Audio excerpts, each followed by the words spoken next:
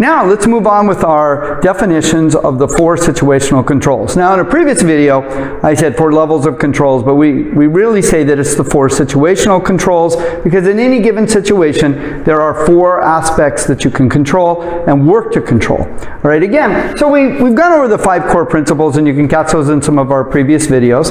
And then in our last video we said the 4 situational controls we worked on controlling yourself. So today let's get into one that's really, it's very vague, but very important, and the sooner you can start to understand it and start to recognize it, the more valuable it is going to be to you for using it effectively. So we say on the 4 levels of controls, that the next step is the dimensions. Okay, so first dimension, obviously you need to control your personal height, width, and depth. I mean, you don't want to be too exposed to the person, but you don't want to be too sideways. You want to sink low enough that your center of gravity is becoming valuable to you. Okay, so we have what we call that form to function, and the things that I'm trying to do, I need to establish my position and my maneuvers to help make that effective. And you can catch that in some of our videos with the 5 minutes a day, and we'll be working that on the training tip. So look forward to that. All right. So now when we say position here, we're talking about that relationship between you and your opponent. So the opponent's going to be potentially in front of you, he could be flanking you, or he could be attacking you from the rear. And so each of those aspects are going to be very important that you work on, and each of them makes it a little more difficult. Obviously, seeing in front of him, I'm going to be more aware of him, and I could probably take action sooner. Flanking, I'm limited in some of the choices that I make.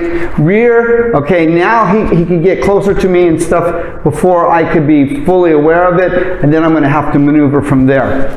All right, so, but still, I need to recognize what are those positions and how can I do that. And the reason we do that is we start looking at the line of attack. We start saying, okay, so here's this line, that sort of relationship between us, and we say, am I on the inside or outside of that line? Meaning, inside meaning am I towards the front body side, and outside am I more towards the back side? So we have the inside and outside. An easy way to look at it is, am I to the right of that line of attack, or am I to the left of that line of attack? Here's an illustration showing the relationship on the line of attack and being to the right of it, and being at the contact stage.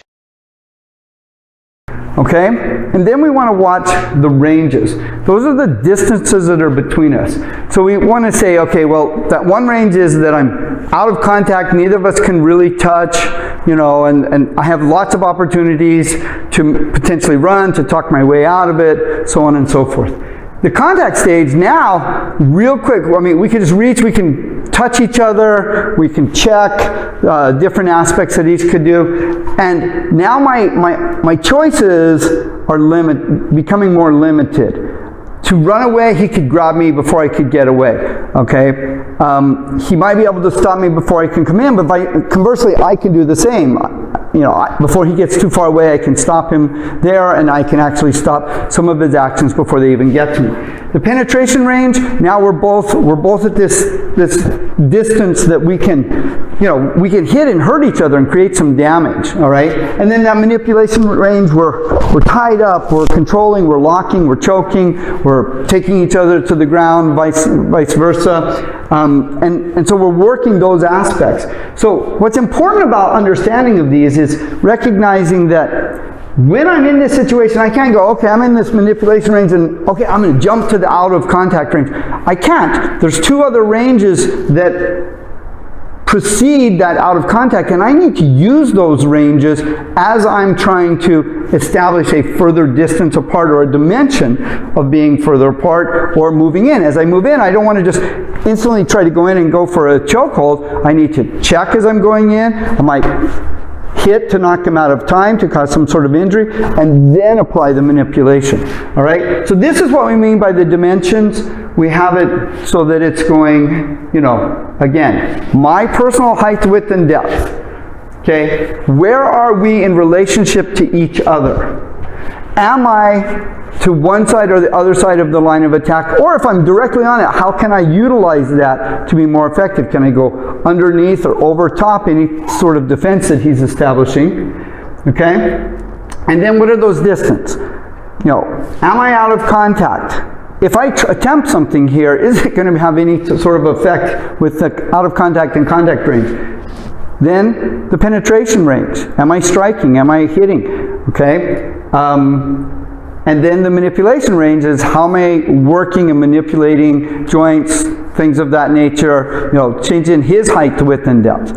All right? So these are the 4 situational controls, and we now want to get out on the mat and start working on how are we applying them in our self-defense. All right? We'll see you on the mat.